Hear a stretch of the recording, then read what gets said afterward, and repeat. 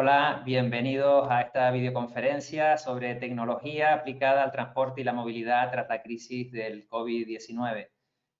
Mi nombre es Francisco Reyes, director de la Fundación FIDE Caja Canarias y en primer lugar quería enmarcar esta webinar en el programa de ayuda que hemos venido desarrollando desde la Fundación FIDE Caja Canarias para dar respuesta a las necesidades especiales que nos está demandando la situación de crisis sanitaria del COVID-19.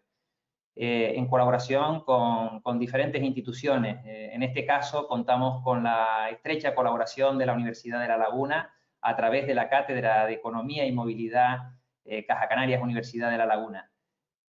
Con esta videoconferencia de hoy se trata de reflexionar y analizar los cambios que se han producido en los entornos urbanos motivados por la menor movilidad de las personas durante la crisis sanitaria y sus efectos evidentes en la menor congestión y la contaminación de nuestras ciudades. La tecnología está dando soluciones que nos puede ayudar a diseñar modelos de movilidad y de transporte más sostenibles. Y todo esto genera un debate sobre las políticas de acción que puedan dar lugar a ciudades y territorios más sostenibles. Para este objetivo contamos con dos importantes expertos, la profesora de la Universidad de La Laguna, Rosa Marina González, y el profesor de innovación del IE Business School, Enrique Dans. A ambos les doy una cordial bienvenida y les agradezco esta importante colaboración que nos permite realizar este análisis. La coordinación y organización de esta videoconferencia se ha realizado conjuntamente con la Cátedra de Economía y Movilidad de Caja Canarias, Universidad de La Laguna, a la que agradecemos la oportunidad de abrir este oportuno debate muy alineado además con la agenda de los Objetivos de Desarrollo Sostenible. Permítanme presentarles a la profesora Rosa Marina González con algunos datos de su trayectoria profesional, quien será la encargada de introducir el tema de análisis, presentará más ampliamente al profesor Enrique Dans y moderará al final el espacio de debate con las preguntas que ustedes puedan ir enviando a través del sistema que hemos habilitado. Rosa Marina es profesora titular del Departamento de Economía, Contabilidad y Finanzas de la Universidad de La Laguna, es directora de la Cátedra de Economía y Movilidad Caja Canarias, Universidad de La Laguna, miembro del Comité Científico del Congreso Nacional de Ingeniería del Transporte, miembro del Foro también de Ingeniería del Transporte y coordinadora y coautora del libro Retos para una Movilidad Sostenible, entre otras publicaciones. Y bueno, antes de pasarle la palabra, quisiera agradecer la participación de todos los que nos siguen en directo en esta videoconferencia, esperando que este debate pues, les ayude a reflexionar sobre esta alianza entre tecnología, movilidad y sostenibilidad. Sin más, te doy la palabra, Marina. Adelante. Muchas gracias, Francisco. Bienvenidos a todos. Gracias por participar en esta videoconferencia. Igualmente quiero agradecer la colaboración de Enrique Dans. La verdad que para mí es todo un lujo y un privilegio tenerlo hoy con nosotros.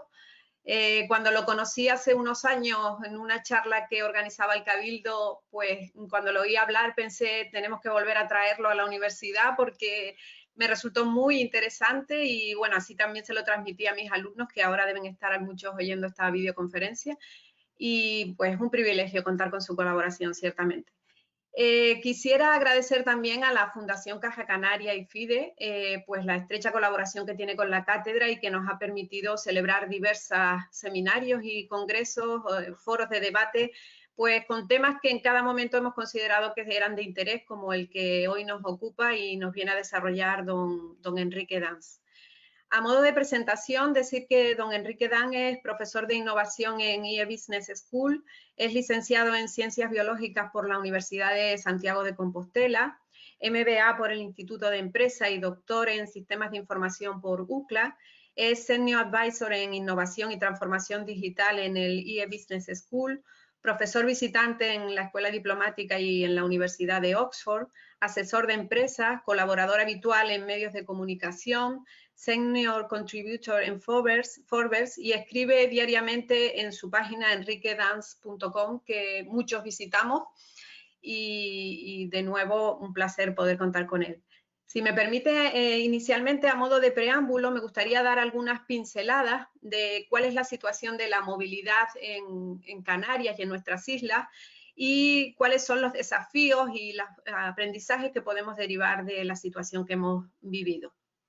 En Canarias, la movilidad insular se ha canalizado prácticamente por la red de carreteras. Esto ha hecho que la mayoría de los desplazamientos se realicen en coche, en vehículo privado y además con bajos niveles de ocupación. Esto ha provocado que la tasa de motorización en las islas sea de las más elevadas de España, en torno a 760 vehículos por cada 1000 habitantes, equiparable a tasas de motorización de países como Estados Unidos, que tiene un gran culto al motor. Y en parte ha provocado, obviamente, los elevados niveles de congestión que han caracterizado nuestras vías. Estamos inmersos en un círculo vicioso en el cual la construcción de carreteras fomenta la compra de vehículos y la demanda de movilidad. A su vez, eso provoca que crezca la congestión y se trata de resolver la congestión construyendo más carreteras. Con lo cual, estamos en un círculo vicioso que es necesario romper para conseguir unos patrones de movilidad más sostenibles. En la situación de las islas, además, el transporte público colectivo es en la mayoría de las ocasiones ineficiente, no es una alternativa atractiva porque comparte la vía con los coches, en muchas ocasiones tiene bajas frecuencias y resulta muy caro. Con lo cual, también en el transporte público estamos sumidos en un círculo vicioso, porque cuantos menos son los usuarios del transporte público, peores son las condiciones de ese servicio, y cuanto peores son las condiciones de ese servicio, pues menos gente querrá ir al transporte público. En definitiva, que estamos en unos desafíos, nos encontramos justo antes del parón derivado de esta crisis en esa situación. Carreteras congestionadas, externalidades del transporte derivadas del uso indiscriminado del coche, como son ruido, contaminación, elevada cantidad de suelo dedicado a estacionamientos y carreteras, que pues lo que nos ponen de manifiesto que es necesario aplicar políticas no solo que incentiven los modos de transporte colectivo, sino que desincentiven el uso del vehículo privado, sobre todo en uso individual. Y esa parte de las medidas de política son las que nunca han existido en este contexto. O sea, se han aplicado mejoras al transporte público, pero si el modo alternativo sigue teniendo la libertad que ofrece el coche en este contexto insular, pues es muy difícil que se haga ese trasvase modal. El vehículo privado en las islas goza de unas ventajas enormes respecto al transporte público. Nos permite hacer el denominado viaje puerta a puerta. Es decir, yo salgo de mi casa con un garaje en la puerta de mi casa, llego al destino y tengo un aparcamiento en muchas ocasiones, la mayoría de las ocasiones gratis, con lo cual puedo hacer ese viaje puerta a puerta que el transporte público obviamente nunca me va a permitir. Además, me da la libertad de elegir el horario, la ruta, si quiero viajar o no con acompañantes. En definitiva, tiene todos esos atractivos que hacen que la gente opte por ese modo de transporte. Si lo animamos además construyendo carreteras y aparcamientos, pues un poco es la situación en la que estamos inmersos. Por lo tanto, esa era justo previo a la crisis del COVID, nos encontrábamos en esa tesitura. Estamos en un círculo vicioso, en una situación que es claramente insostenible, la isla no puede soportar más coches y tenemos que hacer algo. Surge la crisis y si acaso, si podemos sacar algo bueno de esa crisis, nos permite sacar algún aprendizaje, es que es posible realizar el teletrabajo, es posible realizar la docencia online y es posible diversificar los horarios, dispersar la hora de entrada al trabajo. ¿Por qué tenemos que hacer todos lo mismo a la misma hora? Pues además es una de las recomendaciones que nos proponen para evitar el contagio y además es bueno para gestionar la movilidad. Pues sí, sería bueno que de esta crisis sacáramos ese aprendizaje al menos. Hemos cambiado la forma de movernos y deberíamos seguir arrastrando en alguna medida esos nuevos comportamientos. Sin embargo, junto a esa posible ventaja que hemos aprendido, me surgen algunos temores y algunos riesgos. En el sentido de que existe el miedo, el riesgo al contagio. Y esto hace que mucha gente rechace el uso del transporte público colectivo.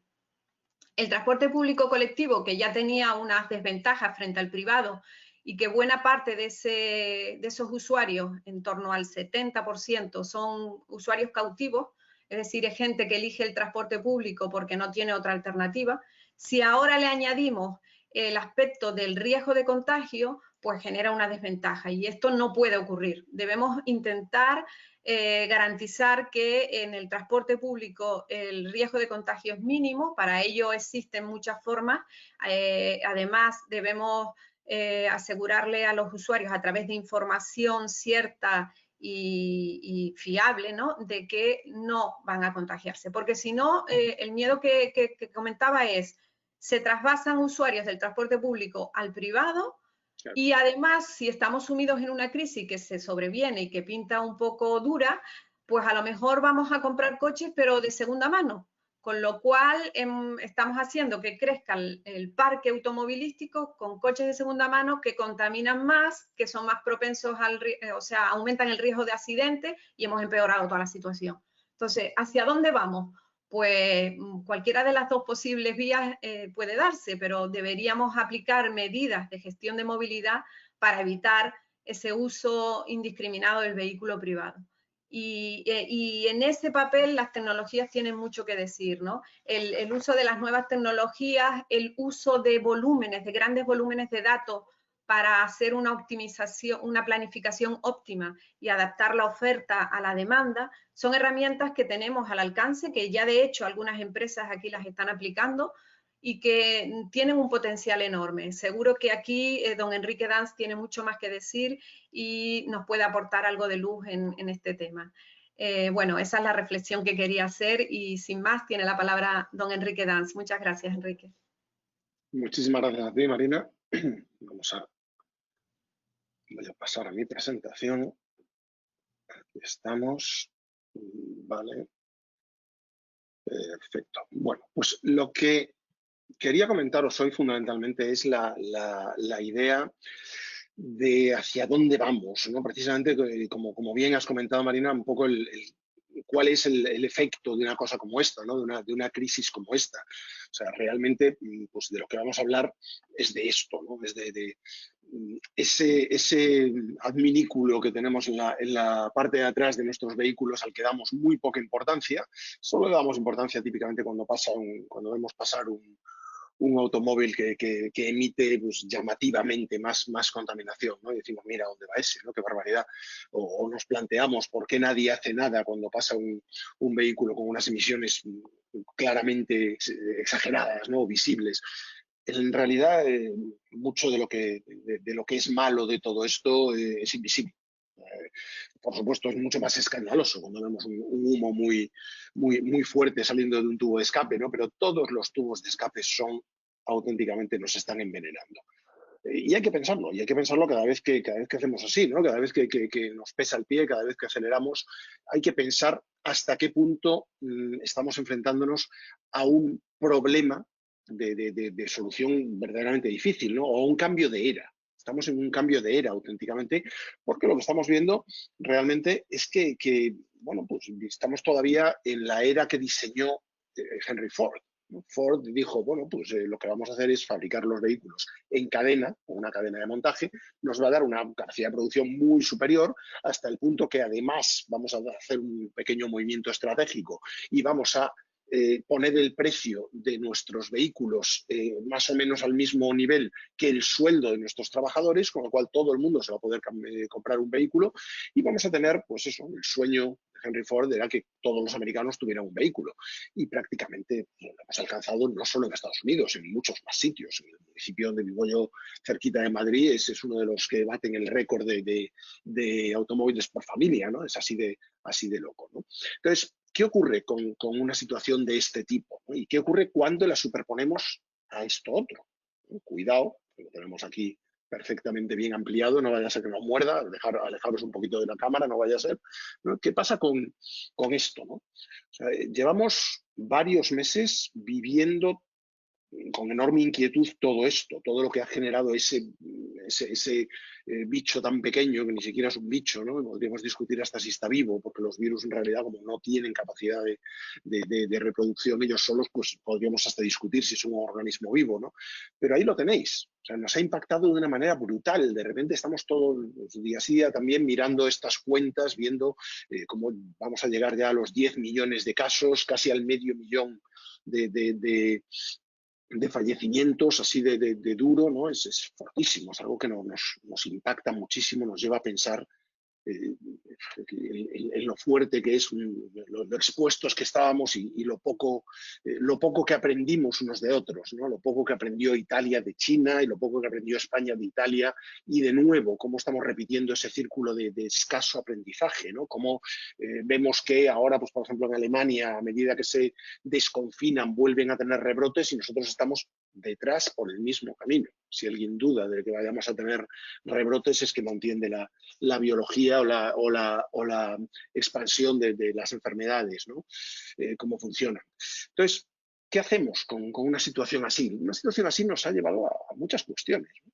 La primera es interesante, dentro de lo frívolo que es decir que algo es interesante cuando conlleva esa barbaridad de fallecimientos y de impactos en nuestra vida, ¿no? Y de pérdidas de productividad. Lo primero que hay que pensar es que nunca habíamos vivido una situación como esta, en la que de repente pues 3.000 millones de personas en todo el mundo se confinan, con variados grados de seriedad. España es uno de los países, según podemos evaluar con los smartphones, con lo que nos dicen nuestros smartphones, la trazabilidad de nuestros iPhones y de nuestros Androids, uno de los países que más en serio se lo ha tomado. Somos de los que más seriamente nos hemos confinado.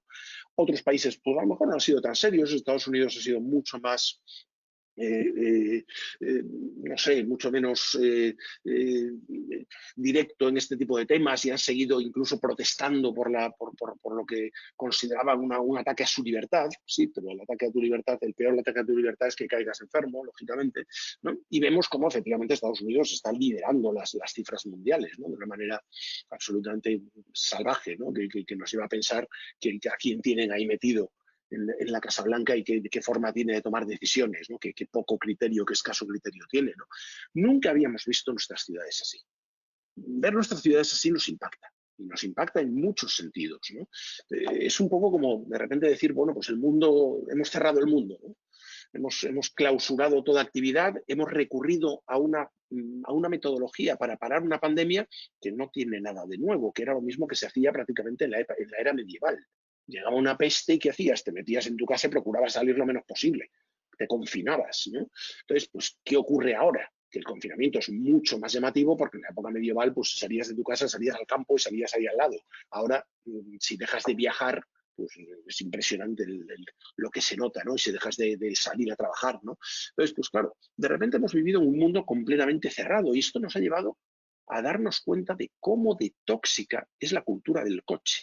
Es la cultura del automóvil. La cultura del automóvil es enormemente tóxica. Ha bastado con confinarnos y dejar de utilizar nuestros automóviles en las ciudades para que de repente empecemos a ver cielos azules, ver horizontes mucho más limpios, ser capaces de ver la isla de al lado, de ver aquí yo la Sierra de Madrid como si la pudiera tocar prácticamente, ¿no? Es impresionante hasta qué punto se ha notado y qué rápido se ha notado, ¿no? O sea, poder ver, pues desde una ciudad india, poder ver el Himalaya es algo que no habían visto en su vida, ¿no? Como comenta esta noticia, ¿no? Entonces, lo que nos encontramos es con la realidad del mundo en el que estamos viviendo, un mundo en el que el 90% de la gente que vive en el mundo respira aire peligrosamente contaminado. 90%. Esto es impresionante. O sea, las islas en las que tenéis la suerte de vivir son de las pocas que sistemáticamente están por debajo de la recomendación que hace la Organización Mundial de la Salud. Pero no sé si eso debería ser como para relajaros. Yo creo que eso debería ser como para decir, quiero conservarlo, quiero preservarlo a cualquier coste, ¿no? En realidad lo que sabemos es que, y fijaros que esta noticia es de 2016 y aquí tenéis otra de 2018, es que el aire en las ciudades tiende a ser tóxico. Y tóxico quiere decir que todos los años 6,5 millones de personas, noticia de 2018, en 2018 se calculaba que 6,5 millones de personas mueren prematuramente todos los años debido a afecciones respiratorias, por respirar la basura que respiramos. sea, por todos esos tubos de escape que tienen nuestros vehículos por detrás y que emiten lo que emiten a la velocidad que la emiten, ¿no? Entonces, ¿qué ocurre? Que lo que estamos comprobando, bueno, si esto es una noticia de 2018 y hablaba de 6,5 millones de personas que mueren prematuramente todos los años, aquí tenéis una de 2019 finales, del año pasado a finales, antes de la pandemia, antes de la declaración de la pandemia, ya hablaba de 7 millones de personas que mueren todos los años. Pues claro, si 7 millones de personas mueren todos los años prematuramente debido a la contaminación, ¿de qué estamos hablando? Volved a la segunda diapositiva que os he puesto en mi presentación. ¿Cuántos han muerto por el coronavirus en el tiempo que llevamos? Menos de 500.000. La contaminación es un problema muy superior, mucho más importante que la pandemia. Mata a mucha más gente que la pandemia y, sin embargo, la pandemia nos lleva a todos a escandalizarnos, a salir corriendo, a confinarnos, a tomar medidas drásticas, a parar la economía. Y, sin embargo, la polución la vemos como algo normal, la aceptamos como un hecho de la vida, ¿no? Pues nada, ¿qué le vamos a hacer? 7 millones de personas se mueren todos los años, antes de lo que les tocaría, pero bueno, no hacemos nada. Y efectivamente, estamos haciendo muy poco. Entonces, habría que pensar cómo funciona algo así, ¿no? Cómo está funcionando nuestro razonamiento. Esto es un artículo reciente que escribí para Forbes, en el que hablo del Blue Sky Thinking. Blue Sky Thinking es pensar desde cero, ¿no? Algunos lo llaman presupuesto base cero, otros lo llaman, otros lo interpretan como, oye, pues, ¿qué podemos hacer en una ciudad si partimos de una situación de pensar sin ningún tipo de esclavitud con respecto a la anterior, ¿no? Empecemos desde cero, ¿no? Y vamos a ver cómo podemos hacer, si no nos constreñimos, si no aceptamos como restricciones el pensamiento y las creencias actuales y tratamos de aplicar esa idea desde cero, ¿no? De cómo preservar la calidad del aire. ¿Cómo podemos preservar la calidad del aire que mantuvimos durante el confinamiento, durante los meses de confinamiento, ¿no? Incluso si fuera posible mejorarla, ¿no? Entonces, ¿cómo se puede hacer algo así? Porque claro, al principio del confinamiento mucha gente empezó a ser pues, como muy entusiasta diciendo, fíjate qué barbaridad, ya hemos eliminado la polución. En muy pocas semanas, fíjate, entre principios de enero y primeros de febrero, mediados de febrero, una de las áreas más contaminadas del mundo, China, la contaminación prácticamente había desaparecido. Pues sí, pero como vino, se fue, como se fue, vino. Aquí tenéis imágenes de cómo ha ido evolucionando, efectivamente. Febrero muy bajo, en febrero finales, cuando empieza a desconfinarse Wuhan y China, resulta que empieza a aumentar, y en marzo, lo que veis, el que veis abajo, ya no se diferencia prácticamente nada de lo que había antes del comienzo de la pandemia en diciembre. Esto es muy rápido, los efectos son muy rápidos, algo hay que hacer. Si fuéramos capaces de responder a la amenaza climática como hemos respondido al coronavirus, el mundo sería maravilloso y me preocuparía yo muchísimo menos de lo que me estoy preocupando de la emergencia climática. Pero no lo hacemos.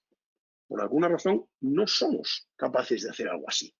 Entonces, si no somos capaces de hacer algo así, ¿qué ocurre? ¿Por qué nunca vamos a tratar la crisis climática, la emergencia climática, con la misma urgencia que hemos tratado el coronavirus, si efectivamente la crisis climática nos va a traer muchísimos más muertos, tanto por contaminación como por muchísimas otras cosas, ¿no? Todo aquello derivado de inundaciones, fenómenos climáticos cada vez más duros, más severos, más tal, nos va a traer muchísimos más problemas que la propia pandemia. Estamos comparando problemas que no tienen nada que ver. La pandemia es mucho más pequeñito que la emergencia climática, ¿no? Pero nunca la tratamos con la misma urgencia. ¿Por qué?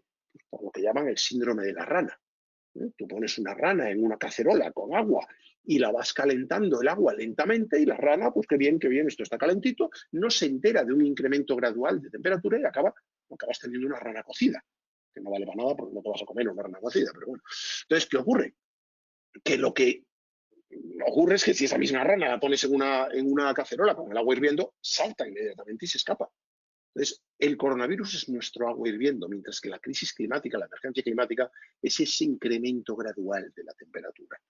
Y ese incremento gradual de la temperatura es pues, algo que por alguna razón consideramos que podemos discutir.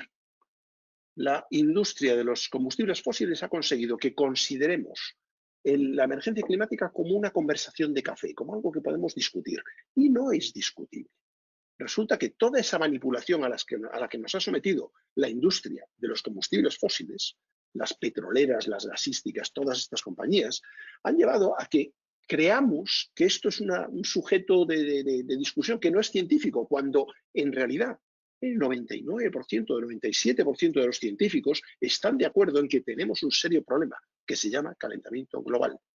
Y que si este calentamiento global llega a unos límites determinados, perderemos el control completo del clima y empezaremos a encontrarnos con una frecuencia muy superior de precipitaciones brutales, de inundaciones, de huracanes, etcétera, etcétera.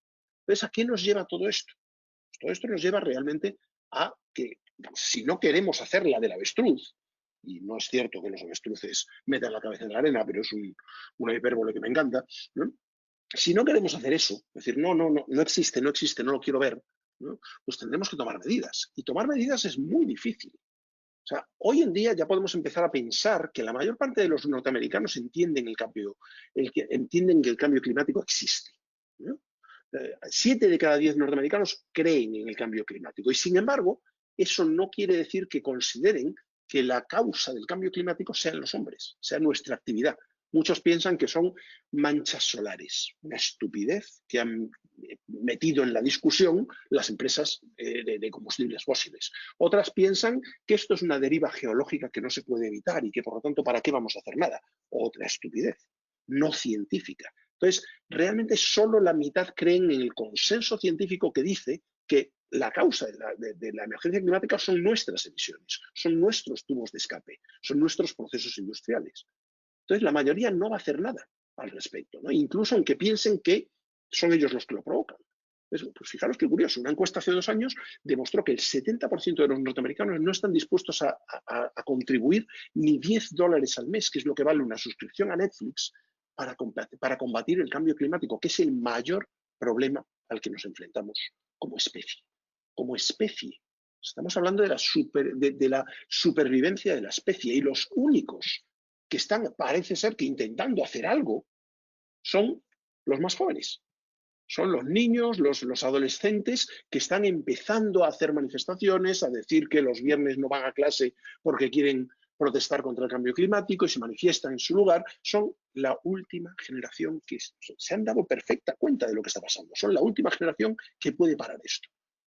Lo que haga la siguiente generación, la que viene detrás de ellos, ya da igual. Ya los efectos de retroalimentación convertirán esto en imposible. Entonces, realmente estamos hablando de su supervivencia. A mí me podrá pillar muy mayor o no pillarme, pero a muchos de los que estáis hoy escuchando esto no es así. Entonces, cuando pensáis en cosas como esta, en Greta, por Dios, necesitamos imperiosamente más Gretas y más Gretos protestando contra lo que es la mayor injusticia de la historia de la humanidad, que es condenar a la generación que viene a vivir en un mundo insoportable. Entonces, estamos hablando realmente de eso, de que las empresas de petróleo y de gas han tenido muchísimo más responsabilidad, muchísimo más culpa de todo esto que lo que siempre se ha pensado. Han estado ahí desde el primer momento ocultándolo. Y por lo tanto, esto nos lleva a una situación en la que además podemos conectar los dos problemas. Curiosamente, sabemos hoy en día que si tu exposición al aire contaminado ha sido mayor, la probabilidad de que tu afección por el coronavirus sea más severa, más dura, más potencialmente peligrosa, es mayor. Es decir, cuanto más vivas en una ciudad en la que respiras aire contaminado sistemáticamente, más fácil es que te mueras por el coronavirus. Entonces, están vinculados los dos problemas, ¿no? Entonces, por otro lado, ¿qué vemos? Pues que, lógicamente, el confinamiento ha amenazado duramente a la industria del petróleo. Nos hemos parado, nos hemos metido en casa, hemos dejado de consumir petróleo y combustibles fósiles, lo han pasado terriblemente mal, ¿no? ¿Va a matarlos? Pues, hombre, de repente nos hemos encontrado, por ejemplo, por primera vez en la historia, con precios de petróleo, del barril del petróleo, con precios negativos. De verdad, si os interesa cómo funcionan los grandes mercados de commodities, la bolsa, etcétera, este artículo os lo recomiendo muchísimo. La presentación os la dejo luego para que la podáis descargar y, por supuesto, si metéis el título del artículo en Google, ya sabéis que os lo va a encontrar automáticamente, o sea que es fácil. Es un artículo muy recomendable. ¿Qué pasó los días que el precio del petróleo se convirtió en negativo? y cómo un mercado como el del petróleo, en el que la inmensa mayoría de los que participan en ese mercado, los traders, todas las empresas de bolsa, etcétera, nunca han puesto su mano en un barril de petróleo. Es un mercado enormemente especulativo. De repente entraron en modo pánico. Y es que de repente hemos empezado a darnos cuenta de que esto era mucho más fuerte de lo que pensábamos. Nos hemos dado cuenta de que la industria del petróleo está sostenida, en realidad, artificialmente. La industria del petróleo no es rentable. La industria del petróleo funciona por un montón de subvenciones y de préstamos de bancos. Hay quien habla hoy en día de que incluso podríamos plantearnos si comprar, que los gobiernos comprasen la industria del petróleo para ir cerrándola gradualmente, porque lógicamente si esperamos a que cierren ellos no lo van a hacer, ¿no? O que nos estamos dando cuenta de cómo pues, todos los años la industria del petróleo nos está costando 5 millones de millones de dólares solamente en Estados Unidos. Que es una auténtica locura, que es dinero que el Estado pone ahí para que la economía no se detenga. Porque claro, si cerrásemos de golpe el grifo del petróleo, la economía se detendría completamente. Y eso, pues hombre, no es aceptable. Entonces tenemos que ir bajando lentamente, o no tan lentamente, pero ir concienciando a todo el mundo de que la economía basada en el petróleo es una cosa del pasado. Es algo que tenemos que darnos cuenta, ¿no? Entonces, darnos cuenta de eso nos lleva, por ejemplo, a que algunas compañías ya empiecen a incorporar dispositivos de captura de dióxido de carbono. Que tenéis un gran proceso industrial que lo que hace es recapturar sus emisiones y utilizarlas como combustible. Aquí tenéis, por ejemplo, a la mayor empresa petrolera del mundo, ¿no? y al Chief Technology Officer, al director de tecnología de Saudi Aramco, la empresa más grande y la empresa petrolera más grande del mundo y la que extrae el petróleo más barato, la última que podría sobrevivir porque tiene mejores costes que ninguna otra. En Arabia Saudí haces así con la uña en el suelo casi y sale el petróleo, ¿no? Y entonces, ¿qué ocurre? Que habla él mismo de que nuestra generación tiene el verdadero problema de mantener nuestro entorno de manera sostenible. Y él mismo habla de cómo su compañía está invirtiendo muchísimo en tecnologías de captura de dióxido de carbono. Entonces, esto es la realidad. Esto es lo que nos lleva a esto, ¿no? A que quiero que penséis, cada vez que os subáis a un vehículo, cada vez que lo veáis pasar, penséis en eso que tiene detrás, por donde emite ese humo que nos está envenenando absolutamente a todos, ¿no? Entonces, me gustaría llevaros a pensar en eso. ¿Hasta qué punto una pandemia no es una oportunidad? De nuevo, no quiero ser frívolo, no quiero hablar de oportunidad cuando algo ha matado a 500.000 de personas, pero no podemos utilizarlo como un aprendizaje y pensar que nos puede servir para rehacer nuestras ciudades. Entonces, vamos con ello. Planificación, ¿no? Vamos a hacer estrategia de ciudad. Entonces, ¿qué ocurre con la estrategia de ciudad? Pues la estrategia de ciudad lo que nos debería llevar a pensar es cómo pues, podemos derivar de todo esto algún tipo de ley universal. La primera ley universal es evidente. El mejor desplazamiento urbano es el que no se produce. Y si no se produce, ¿qué ocurre? Pues que, oye, nos hemos ahorrado efectivamente esas emisiones, nos hemos ahorrado esa molestia, nos hemos ahorrado esos atascos. Entonces, ¿qué pasa? Pues que, bueno, de buenas a primeras nos damos cuenta de que la pandemia nos ha llevado al mayor experimento de trabajo desde casa que hemos hecho en la historia de la humanidad. Un montón de gente se ha puesto a trabajar desde casa. Y trabajar desde casa implica lo que implica, que hemos pasado de la noche a la mañana a trabajar en modo emergencia. De la noche a la mañana nos ha dicho a las autoridades, no puedes salir de tu casa. Y te has puesto a trabajar como has podido, o os habéis puesto a estudiar como hemos podido. No lo hemos optimizado. Aquí tenéis 2 personas trabajando y ya la situación es la que es, pues 2 ordenadores, el niño con el afilalápices haciendo ruido, moviendo y tocando las narices por la casa, 2 personas que una tiene que hablar por teléfono mientras la otra está en una videoconferencia. No es óptimo en absoluto. Lo habéis comprobado seguramente, incluso aunque tengas una buena conexión y un buen ordenador, no es sencillo. Tenemos que convertir esto en una forma mejor de trabajar, porque si conseguimos trabajar desde casa, vamos a solucionar muchos de nuestros problemas. Vamos a ser capaces de dar más flexibilidad. No se trata de que la empresa de repente te mande a tu casa o que la universidad te diga no vengas, pero sí te dice, por ejemplo, por defecto, haz las cosas desde tu casa.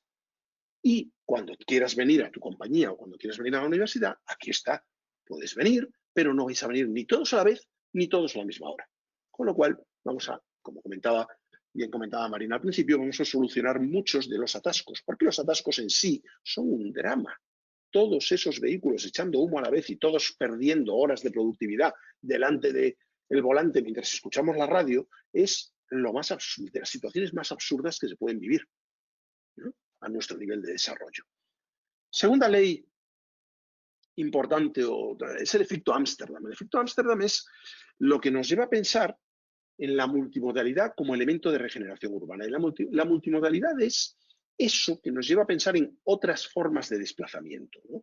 Fijaros cómo muchas ciudades están empezando a intentar consolidar la bicicleta como una forma racional de transporte, para muchos tipos de desplazamientos. Lógicamente, no cuando el desplazamiento es muy largo, es interurbano, pero sí para muchos desplazamientos urbanos o para distancias relativamente cortas, ¿no? De hecho, hay una tecnología que es la bicicleta eléctrica. Y la bicicleta eléctrica tiene una cuestión maravillosa y es que el esfuerzo del pedaleo es constante. No depende de la elevación del terreno. En zonas, en países, en ciudades con orografía complicada, y eso sabéis un poquito, la bicicleta eléctrica es una solución muy buena, porque dejas de llegar a tu trabajo, a tu clase, pues eso, como si tuvieras dado una ducha, ¿no? Entonces, realmente es otra posibilidad muy interesante que está ganando muchísimo atractivo, ¿no? Muchas ciudades están empezando a apostar por los pedales como la forma de consolidar, ¿no?, esa limpieza en el aire, ¿no? Y empezando a pensar en cómo hacer más rutas ciclistas, más carriles bici, porque en muchos casos y en muchas ciudades el problema de la bici no es que no tengas una bici o qué tal, no, el problema de la bici es que te da miedo, porque si tienes que compartir el espacio con los automóviles, la bicicleta da miedo. Entonces, hace falta dedicarle esfuerzo, infraestructura y, ¿no?, lo que tenemos que dedicarle para que la gente pueda circular con cierta seguridad, cierto nivel de seguridad, ¿no? Por otro lado, el transporte público tiene que ser compatible. Multimodalidad quiere decir, salgo de mi casa en una guagua, en un autobús, pero me llevo la bici para cuando llegue, utilizo la bici para llegar a mi destino, por ejemplo, o para moverme con más libertad por la ciudad. Entonces, se están diseñando formas de, ya que los transportes públicos van a tener que ir más desocupados para mantener la distancia social, que tengan lugares donde se puedan llevar las bicicletas, ¿no?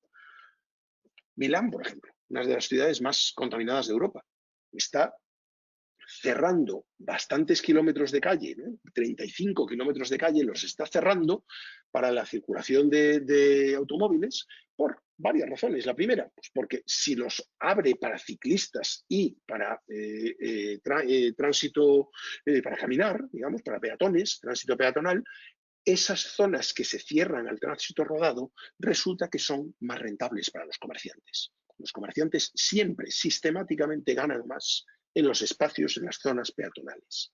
No hay discusión, no es una opinión, es una prueba científica que existe desde hace mucho tiempo, ¿no? Entonces, ¿qué más tenemos que darnos cuenta? Si una ciudad como Milán, si una capital como Milán puede hacerlo, puede tomar decisiones que le ayuden a hacer su ciudad menos atractiva para los automóviles, esto es algo que puede hacer prácticamente cualquier ciudad. Es plantearse lo que ganamos y lo que perdemos, ¿no?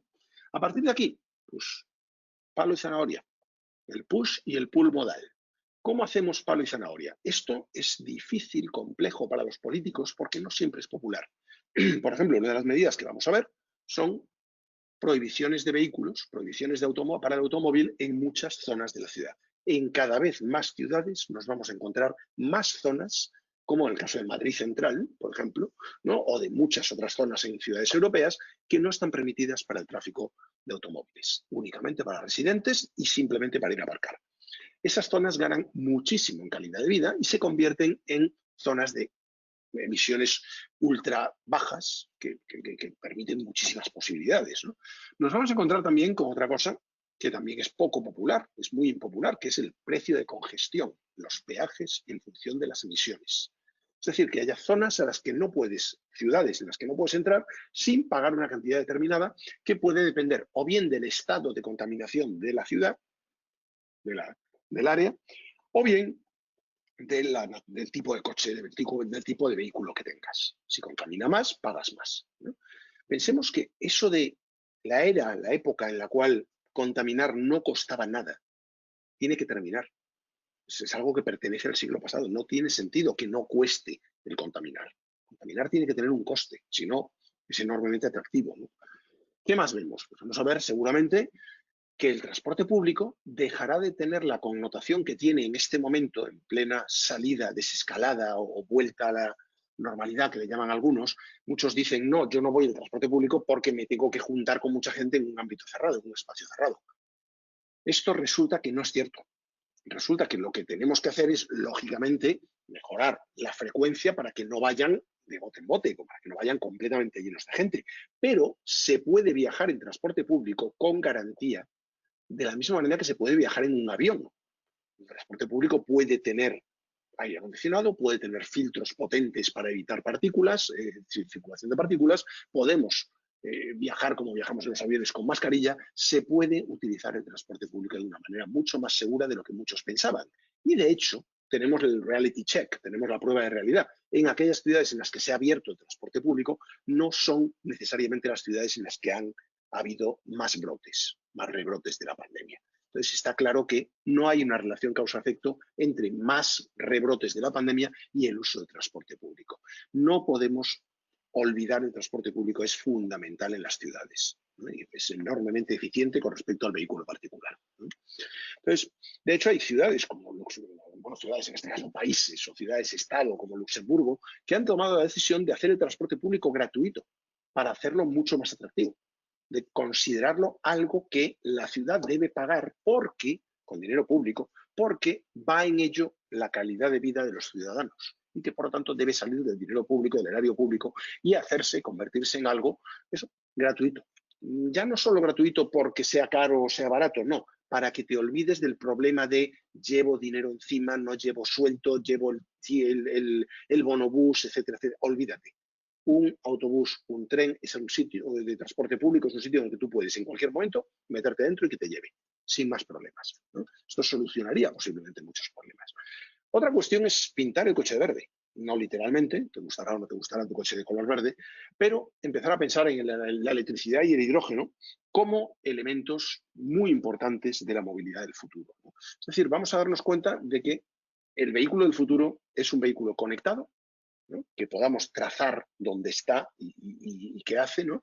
Autónomo, compartido preferentemente y eléctrico.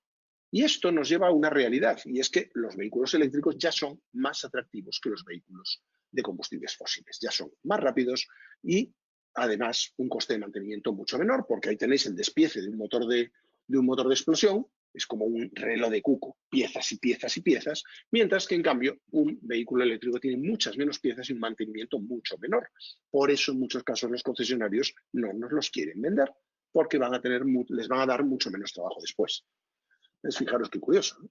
Entonces, ¿a dónde vamos? Pues vamos a un entorno en el que realmente toda aquella discusión que algunos decían, no, es que el vehículo eléctrico lo que hace es alejar la polución, porque no es cierto. Todo vehículo eléctrico que unamos al parque mejora realmente la salud de todos los que conviven en esa zona. Esto no lo hago nunca, pero os voy a adelantar mi columna de mañana en Invertia. Mi columna de mañana en Invertia se titula "A Sánchez le gusta la gasolina", como aquella canción de Daddy Yankee, ¿no? A ella le gusta la gasolina, aquella, sí. Reggaetón de 2010, debe ser, no lo sé, ¿no? Entonces, ¿por qué lo digo? Pues porque el Real Decreto que regula el programa de incentivos a la movilidad que acaba de aprobar el gobierno actual resulta que te subvenciona aunque te compres un vehículo diésel o de gasolina. Eso es demencial. A estas alturas, pensar que en un país le van a dar a alguien dinero público para comprarse un vehículo de diésel o de gasolina es de locos. Es de una irresponsabilidad asesina. Y sin embargo, estamos ahí, ¿no? Tenemos que darnos cuenta de que realmente cambiarnos a un vehículo eléctrico es algo que tiene todo el sentido, incluso aunque la electricidad venga de una central de carbón, que cada vez quedan menos. Siempre mejora, ¿no? Entonces tenemos que pensar en eso, ¿no? Más cuestiones importantes para tener en cuenta, pues que realmente los vehículos van a acabar siendo, pues, autónomos. Y un vehículo autónomo es una infraestructura que una ciudad puede desarrollar y poner a disposición de sus ciudadanos. Iniciativa privada o pública, pero veremos en muchos casos autobusitos pequeños, etcétera, que tienen rutas y que son autónomos, como el tren de la T4, ¿no? Y que nos van llevando de un sitio a otro, ¿no? Seguro que lo veremos, ¿no? Entonces, lo que quiero llevaros a pensar es en esto. Después de la pandemia, no podemos pensar, es otro de mis artículos de Forbes, no podemos pensar en la vuelta a la normalidad, porque la normalidad no era buena. No volvamos, no pensemos, ay, si estuviéramos otra vez en febrero. Primero, porque febrero no va a volver, no existen los viajes en el tiempo todavía. Y segundo, porque febrero no era una buena solución. Era una solución en la que las ciudades nos envenenaban. Tenemos que cambiar esa normalidad, no volver a ella, ¿no? Y esto es un poquito lo que os quería decir hoy, ¿no? Démonos cuenta de que cada vez más ciudadanos quieren mantener sus ciudades lo más libres de coches posibles. Y esto va a conllevar una nueva mentalidad, ¿no? Esto va a conllevar eso, que toda conferencia debe terminar con una frase de Einstein, como sabéis, que os deis cuenta de que no se trata de tener un talento especial, no, se trata de ser curioso, apasionadamente curioso, y de plantearnos que hay otra normalidad que podemos explorar. Plantearnos que aprender es importante, pero que más importante es esto otro, desaprender. Desaprendamos y planteémonos que existen ciudades diferentes, que se pueden hacer otras cosas, que se puede plantear otro tipo de movilidad y que eso redundará en cosas muy positivas para todos, ¿no? Si os veis listos para esto, fantástico. Si no, ya sabéis lo que os va a tocar. A partir de aquí, lo que queráis. Este es mi último libro en el que hablo, entre otras cosas, de esto. Hablo de cómo viviremos en el futuro, de cómo serán nuestras ciudades en el futuro, de cómo trabajaremos en el futuro. Me encanta porque hay mucha gente que me dice bueno, el libro lo presenté en octubre del año pasado, pero hay mucha gente que me dice que la pandemia le ha dado todo esto que yo había escrito pues como una patada para adelante, ¿no? La pandemia nos ha hecho evolucionar casi 10 años en la velocidad en la que vemos esto. Hace unos meses nadie pensaba en el teletrabajo y, sin embargo, hoy en día el teletrabajo es una alternativa muy viable para muchas compañías, ¿no? Entonces, bueno, a partir de aquí, lo que queráis, preguntas, conversación, aquí directamente o a partir de cualquiera de mis canales sociales, los contesto todos, por eso los pongo. O, por supuesto, si lo consideráis oportuno, tomates, también valen, ¿no? Y esto es un poco todo. La presentación, si os interesa, tenéis el enlace aquí, el enlace de la presentación, si queréis... si la queréis en formato PDF, si la queréis en otro formato, en el original, en el que ya lo preparo, es Apple Keynote, pero si alguien me la quiere pedir, también en Apple Keynote no tengo ningún problema en enviárselo. Quiero decir que la pongo en PDF no para que no me la copie nadie, se puede copiar, reutilizar, todo lo que queráis. La pongo en PDF simplemente por una cuestión de universalidad, pero si alguien la quiere en Keynote, tampoco tengo ningún problema. Aquí tenéis el enlace y totalmente a vuestra disposición. Muchísimas gracias por vuestra atención. Muchísimas gracias, Enrique. Muy interesante tu presentación y obviamente nos obliga a la reflexión, ¿no? de la gravedad de la contaminación y la polución y, sin embargo, la poca importancia que le ponemos, como lo convertimos en cotidiano, ¿no? Y me parece muy interesante que pongas de manifiesto esto para ver si cambiamos nuestra forma de pensar y enfocamos la cosa diferente, ¿no? Tengo varias preguntas que han hecho algunos de las personas que están participando en la videoconferencia. En primer lugar, me preguntan, para que te traslade, ¿qué contribución podría hacer el Big Data en la organización y optimización de los servicios públicos de transporte para ayudar a descongestionar las infraestructuras y las ciudades? Y cómo, si conoces algún ejemplo de ciudad donde lo estén desarrollando. Cada vez más, o sea, lo que nos estamos encontrando cada vez más es que la noción que tenemos de un ayuntamiento o de una autoridad municipal es la de convertirse en una API. API, entendido como Application Program Interface, ¿no? Es decir, es el sitio al que tú tienes que enchufarte para poder ofrecer un servicio de movilidad en la ciudad. Da igual que sean patinetes, que sean coches compartidos, que sea un taxi. Si tú quieres ofrecer un servicio en la ciudad, vas a tener que conectarte a la API de esa ciudad, a la que te provee el ayuntamiento, y que el ayuntamiento sea capaz de saber en todo momento quién eres, dónde estás y cuál es tu nivel de ocupación. Entonces, ¿eso qué facilita? Eso facilita, en primer lugar, que mediante una aplicación, mediante una app cualquiera, sea un Google Maps o cualquier otra aplicación, un Citymapper, cualquier aplicación de este tipo, tú puedas en un momento dado obtener una visión completa de la ciudad. Saber cuánto va a tardar un bus, dónde tienes una bicicleta compartida cerca, un vehículo eléctrico compartido, etcétera, ¿no? ¿Por qué? Pues porque lo que hemos comprobado es que alternativas como, por ejemplo, Uber, Cabify y compañía, que parecían muy interesantes, en la mayoría de las ciudades lo que hemos comprobado es que han empeorado el tráfico y han empeorado los niveles de contaminación. Eso quiere decir que esas alternativas hay que seguramente permitirlas, pero permitirlas con un control muy estricto. Es decir, tú no puedes dejar a Uber o a Cabify que decida el número de vehículos que van a estar en una ciudad. Tienes que ser tú como ayuntamiento el que le diga todos los días, este es el cupo que tienes. Estos son los vehículos que pueden circular, ¿no? Porque si no, lo que vas a conseguir es que haya un montón de vehículos ociosos buscando trabajo y moviéndose vacíos y provocando contaminación y atascos. Entonces, de la misma manera que hablamos de los autobuses, hablamos de los taxis o de los Uber, de los Cabify y compañía, tenemos que hablar de que todas esas opciones de micromovilidad, las bicicletas compartidas, los patinetes, etcétera, que son opciones que no hay que despreciar en absoluto, tienen que estar completamente traqueadas, de manera que yo sepa en cada momento dónde está cada una de ellas. Y esto es un trabajo de Big Data, es un trabajo de ser capaz de ofrecer una visión integrada de la ciudad que, por un lado, sirva a los gestores municipales para tomar decisiones y, por otro, permita compartir los datos tanto con las empresas que lo administran como con los propios ciudadanos. Perfecto. Yo únicamente comentar aquí que hace un par de semanas tuvimos otra videoconferencia en relación al transporte y la movilidad en Canarias y vinieron a hablar a algunos técnicos de la empresa de transporte público TIPSA y ellos en este momento están desarrollando un algoritmo que es novedoso, es puntero, es una investigación que iniciaron en la UPV y ahora están con la Universidad de La Laguna intentando pues sacarlo como paper y después implementarlo, que les permite conocer y predecir la demanda y adaptar la oferta de las guaguas, cambiando la planificación, ¿no? Acerca de las rutas y demás. Es un estudio bastante puntero y quería comentarlo pues porque me pareció bastante novedoso, ¿no?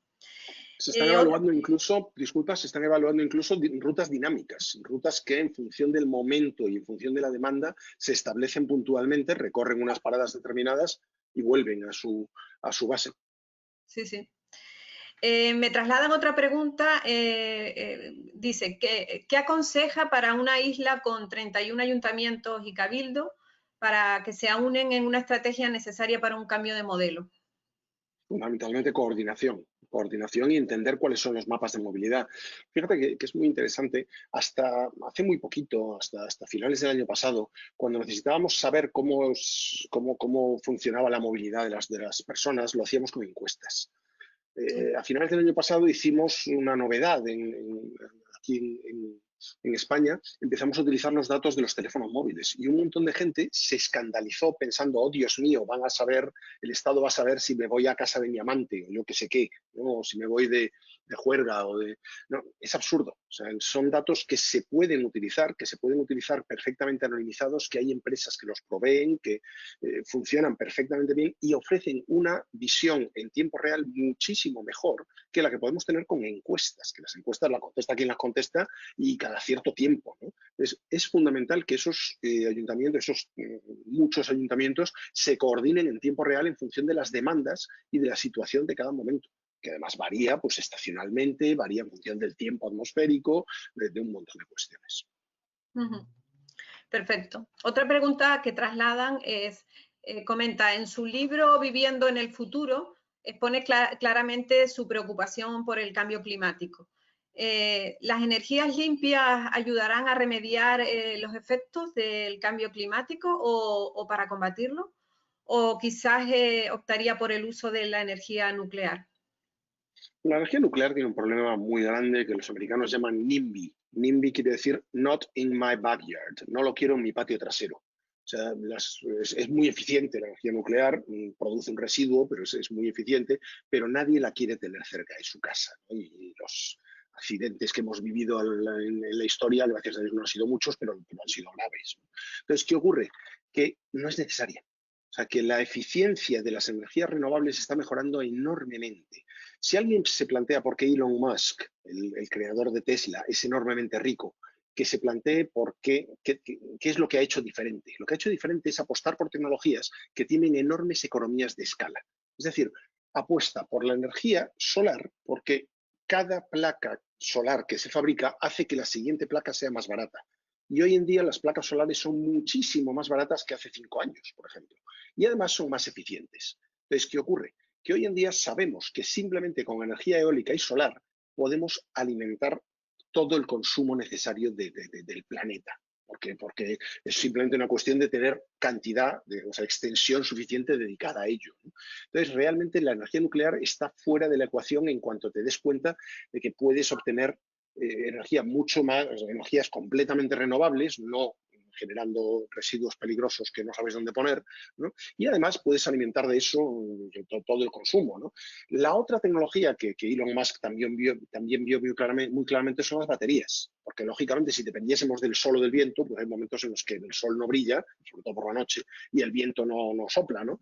Entonces, ¿qué ocurre? Que las baterías son también cada vez más baratas y más eficientes. Entonces, hay enormes instalaciones de baterías, que es a donde van las baterías que se reciclan de los automóviles, van a grandes factorías, ¿no? Donde se pueden aprovechar y almacenar esa energía para por la noche, para cuando no hace viento, etcétera, ¿no? Entonces, a partir de ahí, realmente cada vez hablamos más de un tejido de generación basado únicamente en renovables. Uh-huh. Una reflexión, Enrique, si me permite, en relación a la implantación de los vehículos eléctricos. En el caso de Canarias, en concreto, el tema de la contaminación obviamente también preocupa, pero sobre todo nos preocupa el tema de la congestión. Entonces, sustituir un coche de combustión gasolina, diésel, por un coche eléctrico, difícilmente va a resolvernos el problema de la congestión.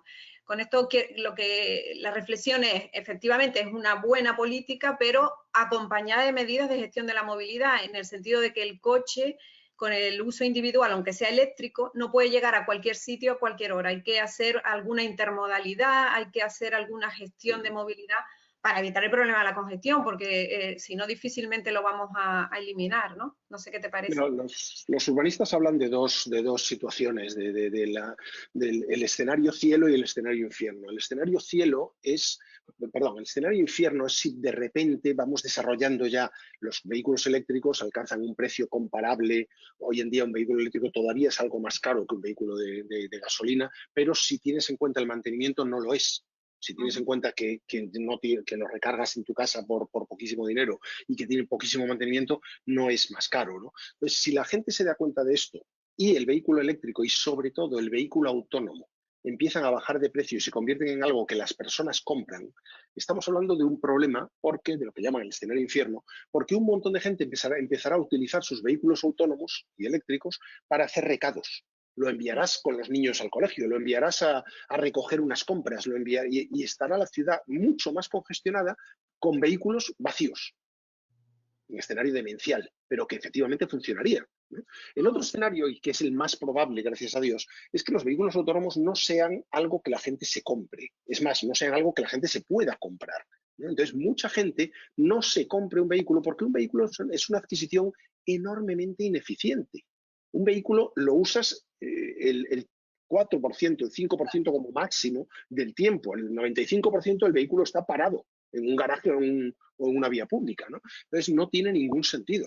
Entonces, el escenario cielo es cuando efectivamente los vehículos autónomos empiezan a funcionar y la gente se da cuenta de que en vez de comprarse un coche, puede hacer así con su smartphone, hacer clic, clic, clic, que su smartphone le geolocalice y que aparezca un vehículo sin conductor eléctrico que no contamina que le lleva directamente. Y además, los vehículos eléctricos tienen otro detalle, que es que cuando están congestionados y no están circulando, no consumen.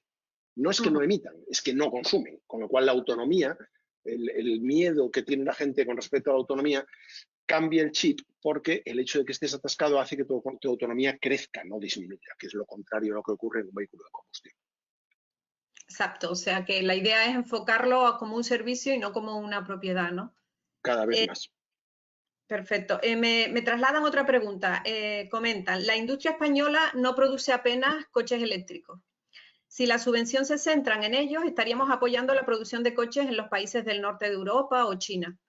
Aquí sí que puede haber, al menos a corto y medio plazo, una contradicción entre el futuro y que la gente tenga trabajo y pueda comer actualmente. No, lo que pasa es que se producen los vehículos que se producen aquí porque el gobierno no ha presionado a la industria automovilística.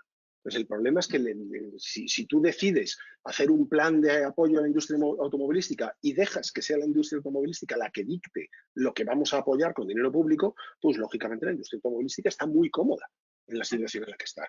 El único que le ha puesto las pilas a la industria automovilística y le ha obligado a fabricar vehículos eléctricos es Tesla. Es la única compañía que de verdad ha pinchado ahí, con el logotipo de Tesla, que además tiene forma de pincho, ¿no? Y está pinchando en el culo a la industria automovilística para que se vean obligados a fabricar esos vehículos. Ahora, a resultas de esa presión, parece ser que la mayoría de las empresas automovilísticas están creando ya una gama que cubre todo el... Hombre, Tesla sigue siendo un vehículo de relativo lujo, ¿no? Pero que ya están cubriendo cada vez más gama. Entonces, lo que es importante es pensar en la diferencia entre tener un tubo de escape y no tenerlo. Esto es lo que es importantísimo y que hay que darse cuenta. Y la segunda derivada es que es un vehículo superior, mucho más divertido de conducir, mucho más potente, mucho más rápido. Es una experiencia completamente distinta. Y te traslado la última ya por cuestión de tiempo también. Plantean que las subvenciones que se están dando actualmente, ¿no? Justo ahora han salido, que como me comentabas también van dirigidas a los coches de combustión.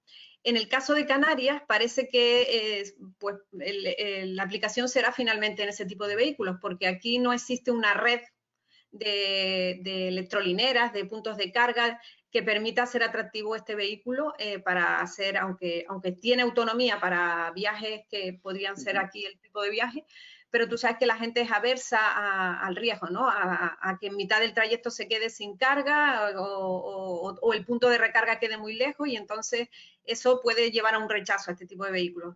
Entonces, si las subvenciones van para vehículos eléctricos, pero en las Islas Canarias tenemos esa deficiencia en las electrolineras y la distribución, pues parece que al final esto va a quedar en compren coches como los que estamos acostumbrados, ¿no? Es una cuestión de oferta y demanda, fundamentalmente. Las electrolineras llegan cuando hay demanda. Lo primero que hay que pensar es que realmente para el consumo, para el uso habitual que haces de un vehículo, el 95%, según un estudio del MIT, el 95% de las ocasiones no vas a necesitar una electrolinera. Te va a llegar con la carga en tu casa. El único problema que puedes tener es si en tu casa no tienes un garaje. Porque claro, si aparcas habitualmente en la calle, no vas a sacar un cable para enchufarlo al sitio donde estás aparcado en la calle. Eso no es sostenible, ¿no? No tiene... Entonces, claro, esto parte de la base de que tú tengas un sitio donde tener tu vehículo y donde enchufarlo. A partir de ahí, el 95% de las ocasiones no vas a tener problema. Ahora, ¿cuándo aparecen las electrolineras? Cuando te empiezas a encontrar con que hay un número razonable de gente que tiene un vehículo eléctrico. Y no empiezan por electrolineras como tales, empieza por hoteles, restaurantes, etcétera, que se dan cuenta de que quieren atraer a ese cliente y ponen lo que llaman los destination chargers. Si tú vienes a mi restaurante, si tú vienes a mi hotel, si tú vienes a este sitio, puedes cargar durante el tiempo que estés aquí porque el coste es muy bajo, el coste por kilovatio para el establecimiento es muy bajo y por lo tanto atraes a ese tipo de cliente, ¿no? Y a partir de ahí se pueden tomar medidas. Alemania, que es el país fan absoluto del vehículo de combustión por naturaleza, acaba de obligar a todas las gasolineras a tener puntos de recarga. Con lo cual, de un solo plumazo, de una sola ley, han conseguido que haya tantas electrolineras como gasolineras, ¿no? Y es simplemente un decreto, ¿no? En este sentido. Entonces yo creo que a eso llegaremos, lógicamente.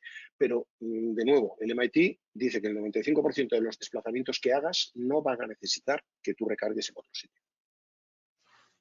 Muy bien, muchas gracias, muy interesante.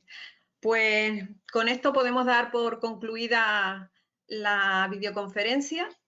De nuevo agradecerte, Enrique, tu participación y tu predisposición a colaborar con nosotros. Espero que tengamos más ocasiones en el futuro. Cuando queráis. Muchísimas gracias a vosotros por la invitación, de verdad. nada, y gracias a la Fundación FIDE Caja Canarias y bueno, hasta pronto. Nos vemos. Muchas gracias.